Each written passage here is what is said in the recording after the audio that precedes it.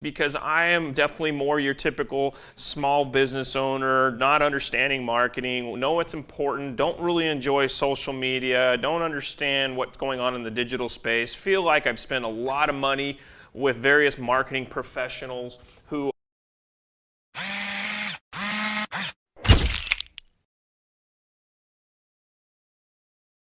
Why not results? I'm Jimmy Talbert. I'm Mario Lizarraga. And we're here to talk to you today about getting more referrals and reviews. And this episode is actually part of a season on lifecycle marketing. And we do a deep dive into each section of lifecycle marketing. And like I said, today's is about referrals and review.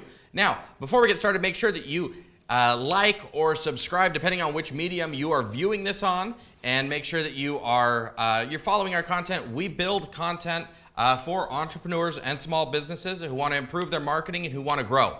At the end of the day, that's what we're totally focused on is helping other small businesses, other entrepreneurs grow and expand. And let's explain that connection between you and I really quickly, because I think it is important so you can understand the balance that's happening here. The reason that we've partnered up, folks, is because I am definitely more your typical small business owner, not understanding marketing, know what's important, don't really enjoy social media, don't understand what's going on in the digital space, feel like I've spent a lot of money with various marketing professionals who I have argued a lot of time I felt have taken my dollar in a dishonest way, which in fact probably they really didn't. It's just my lack of understanding of the comprehensive nature of the digital world.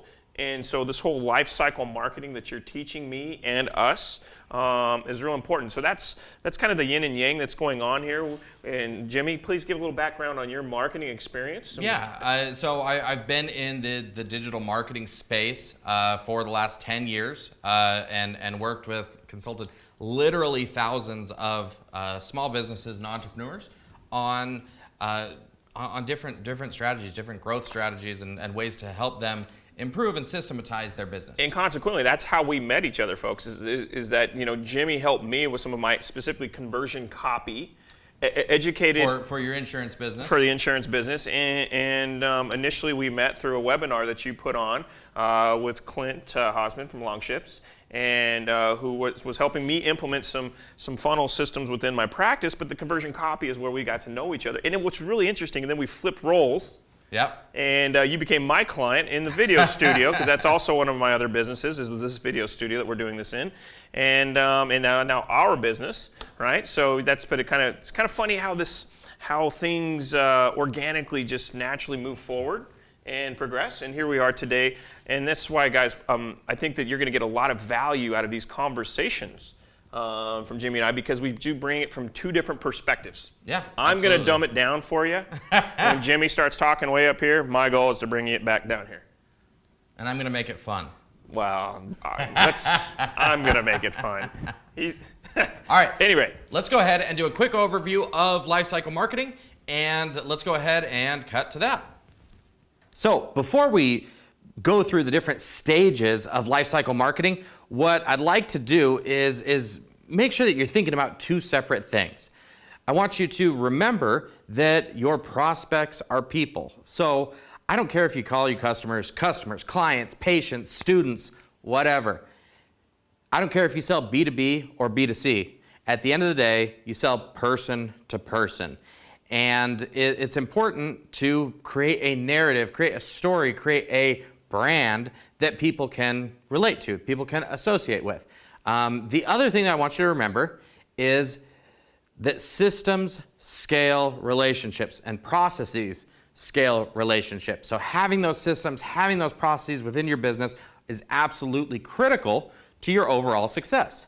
So let's quickly go through the different stages of lifecycle marketing. So it starts with getting traffic to your business. So this is to your blog, getting traffic to your website, also gaining traction on social media, getting people to engage and interact with you throughout these different platforms and across these different mediums where people may look. Okay, the next stage is converting leads. And so when we look at that, this is getting people to give you some information. In most cases, giving information is in exchange for something of value. And we'll dig in deep on that when we go through the lead, the converting leads video on this series as well. And then the next is the nurturing your prospects, which is your sales process. Whether we're talking about your initial sales process of trying to convert your leads into clients, or your long-term nurture or short-term nurture, things like that. The next stage is converting the clients. This is where the sale happens, making sure that that's a smooth and seamless process so that you don't run into those hiccups so low in the funnel when it ends up costing you a lot of money. Next stage is delivering and wowing, making sure that every client, every customer that you work with has a fantastic experience, wants to be an advocate of your business. If they ever have a conversation with someone about your product or your service, making sure that you're the one that they recommend. And then the next stage here is upsell and cross-sell, which is giving you the ability to actually increase that lifetime customer value of everybody that you work with. And then the last stage is getting referrals and reviews. And I don't even have to tell you how important that is in today's day and age. In the social and digital age, that is absolutely critical to the overall success of your business. So as usual, get super excited watching that video. It never seems to change. I don't understand it, how I can just watch it over and over and over. I just, whew, a lot to be said there. Absolutely is. And that's why we go through it each time. If you do want a deep dive into what we covered in that 3 minutes, if you go back to episode 1 on our Lifecycle marketing season, which is what we're doing right now, episode 1 is all about kind of diving in on each of those, and then each of these episodes is diving in on each category. So, awesome. Yeah, it's been a lot of fun. This season has been a lot of fun to film. It's something that I enjoy talking about, and I definitely enjoy learning about. I do. I mean, it's intriguing. So let's talk about getting referrals and reviews. All of our favorite types of leads. What are they? They're people who have seen some sort of social proof, and people who are referred to our business, right? Nothing better than someone said, "Hey, my buddy told me that you're the best." That's right. And I need to talk to you. Can we talk? That's right. That just basically means instant close. Yeah, we're closing the deal at that point, right? A lot of times. So I've got a advanced referral strategy, works every time, and that is ask for them. And don't just ask once, okay? Have a systematic way of regularly reminding people to do it. Because just because you ask once doesn't mean that they have a whole bunch of people in their mind. But when you train people to essentially start sending you referrals, it's a different beast. And when we go through, when we talk about nurtures, and when we talk about social, posting on social media and these things, what you're doing, you're constantly training your audience. That's why the systematic way of doing things is so critical. You're constantly training your audience, your following, to expect certain things. And if asking for that referral or reminding them to refer you stuff is there, it's a matter of being there and asking at the appropriate time. I've got to tell you, a lot of times I really struggle with that. Mm-hmm. And I know talking to a lot of my colleagues in the insurance space, they do as well. And I can also tell you that I know the biggest, I was with a very large brokerage in the beginning when I first got my feet wet in this industry. Yeah. And the biggest players, the guys who closed the most business, their number one attribute that they had that I didn't, their referral strategy. That's right. They always asked. They had a definitive every plan. Interaction. They had no shame in it, whereas I kind of have always felt shameful, and I don't know why, because I know I'm doing a good job. I know I'm honest, but I think that's just something that we have to get over Absolutely. Ourselves, and we're never going to really improve until we get past that.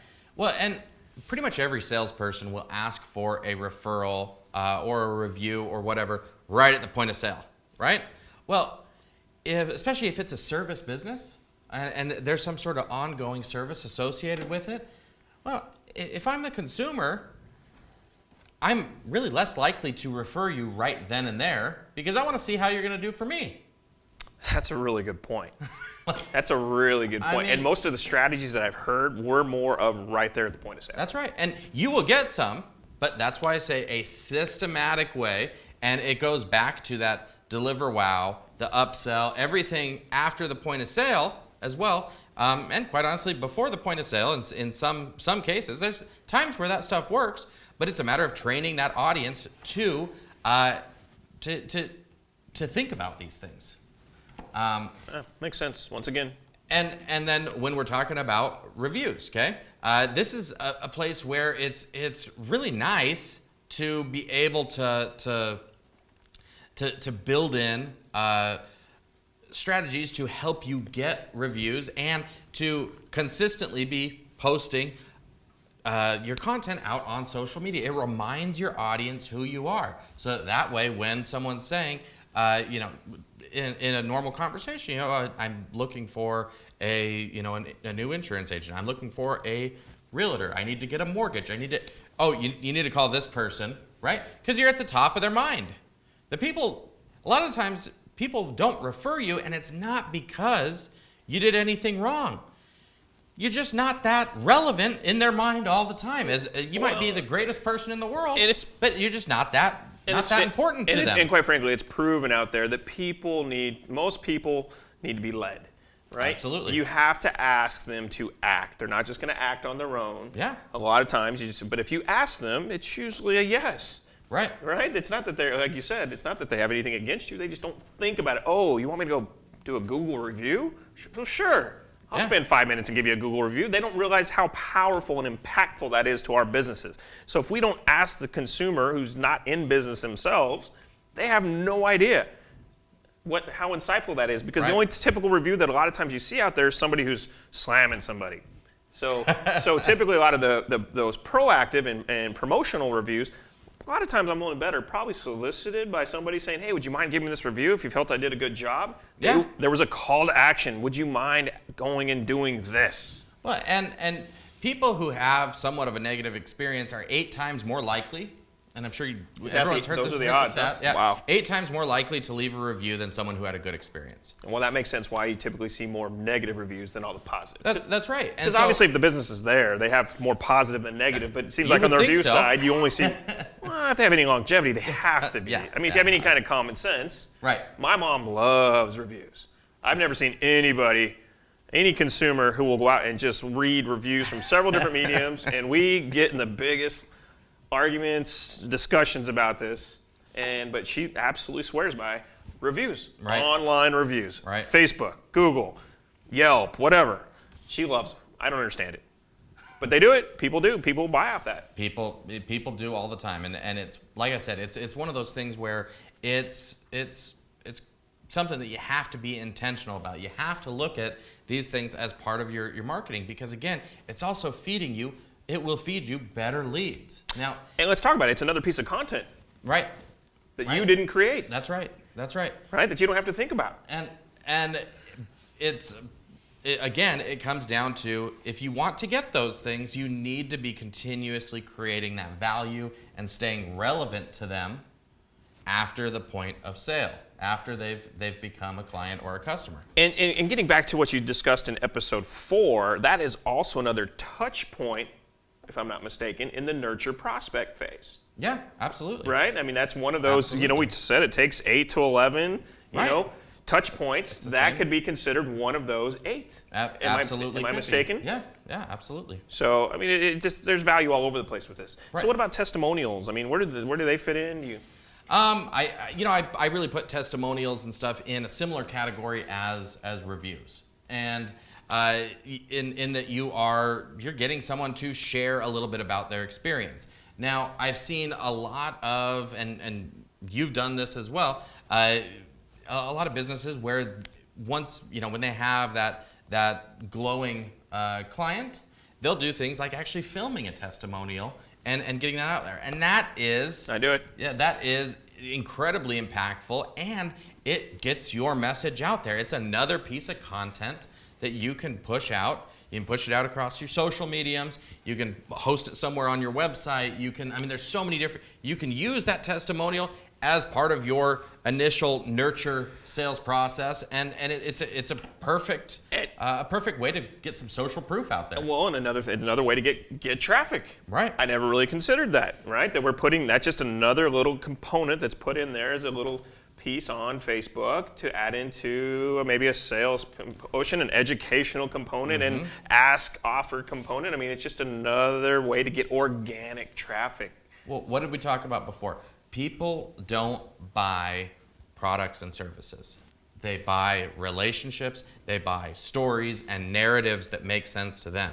And so the more that you can connect with them on a personal level, the better they're going to be. And the more likely they're going to be to convert. And what better way to connect than experiences and recommendations from someone, whether it's someone they know in a referral sense, or it's someone who's they can relate to, and they can say, well, this is someone who has similar pain points as me, and they solve for this and this and this, and then you're in a position to win once again.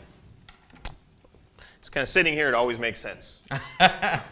Hearing it live from a marketing professional, it's so different, right? When I sit down in my house and just think about, okay, what am I going to do? I don't know. It's just kind of I get lost. I just feel like I get lost in all the different components, and what I'm hearing through all this is that I'm overthinking it. I'm really overthinking it. It's right there in front of me. I'm already doing it, but I'm not considering that these are pieces of content that I can utilize in my marketing strategy from beginning to end of my life cycle marketing. Right? Yeah. They all fit together, and it's amazing when we start talking about this word called repurpose. Right? That we can really get a lot of mileage out of each little piece of content. That's right. Like we talked about, and you've likely seen in other episodes in this series, the multi-channel content distribution machine, which is incredibly impactful for so many businesses to be able to take a single piece of content and make it work for several different things. It's the same concept with this sort of thing. And again, it just builds more value, builds more awareness, helps you get more leads, helps you convert more leads into clients, helps you keep clients happy on an ongoing basis. And we'd love to teach you about that. And at any point in time, if this is a little overwhelming for you to do on your own, please, we're here to help. Reach Absolutely. out. There's links that we have below, and you can take a look, subscribe, reach out to us, phone numbers, hit us on the website, whatever makes sense. We've got the professionals like Jimmy on our, we work together in this, but we've got in addition just a team of people that are here to help you, and it does take an army, folks. It really does, because we don't have time. If you're working another product, the guys who aren't in the marketing space, we're focusing on other things to run our business. We don't have time to run the marketing and all this does. And don't feel like it's a waste of money like I did for so many years. I really did. I felt like I was throwing it away. But if you do it with purpose, and if you understand the whole picture, and you work with like Jimmy, right? That we have, that we work together as a team. Now all of a sudden you don't feel like you're throwing money away. It's exciting. Just like when every other investment you've had in your business, you're excited to buy that critical component that you needed because you know where it fits. Once you understand where each piece of content fits in your wheel and how they work together, right? So exciting, because I know my business is going this way. I know that creates income, and at the end of the day, I know my main asset that I have to sell in my life is going to be worth more, and I'm going to recoup all of those marketing dollars. And that's my biggest concern. How am I getting my money back? I need income today, but at the end of the day, I want wealth. I want assets. And it's about creating a predictable stream of revenue for your business, rather than having these peaks and valleys throughout your of revenue when you're either hunting or harvesting, and not having that steady system. And like we talked about in episode 1, this is how you truly get out of that survival mentality. And like I said, if you want to deep dive into that, go back to episode 1 of this season. We kind of walk you through that and show you how lifecycle marketing and understanding the life cycle is so much more impactful to provide, like I said, that predictable revenue. So thank you so much for joining today. And we host these episodes and put them out there for growth-minded business professionals and entrepreneurs like yourself. We hope you enjoyed it. Like, subscribe, depending on whatever medium you're on, and look forward to more content continuously coming out.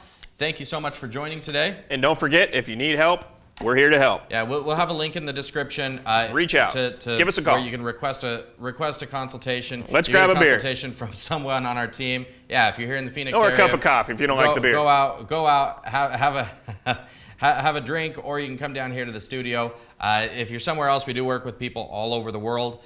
So feel free to reach out, and we'll be happy to. And let's be honest, we like to play golf too. Yeah, so if there's any time that you want to get together on a golf course, mix some business and pleasure. I think Mario is ready to call it a day. We're your team. That's what it sounds like. We are your team. Well, thank you so much, and we hope you have a wonderful day.